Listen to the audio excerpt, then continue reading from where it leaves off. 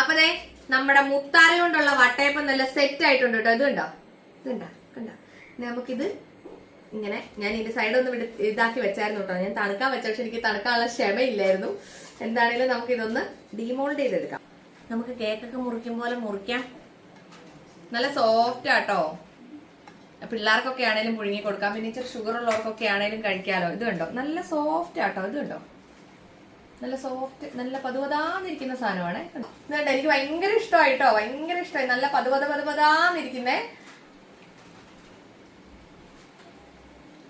കേക്കൊക്കെ ഉണ്ടാക്കുന്ന സമയം കൊണ്ട് നമുക്ക് പിള്ളേർക്ക് പെട്ടെന്ന് ആവിയിലും കൂടെ അല്ലേ, നല്ല സാധനം. പിള്ളേർക്കും ഷുഗർക്കാർക്കും ഒക്കെ കഴിക്കാൻ. മധുരം പിള്ളേർക്ക് വേണിച്ച് കൂട്ടിയിടാം, അല്ലാത്തവർക്ക് കുറച്ചിടാം.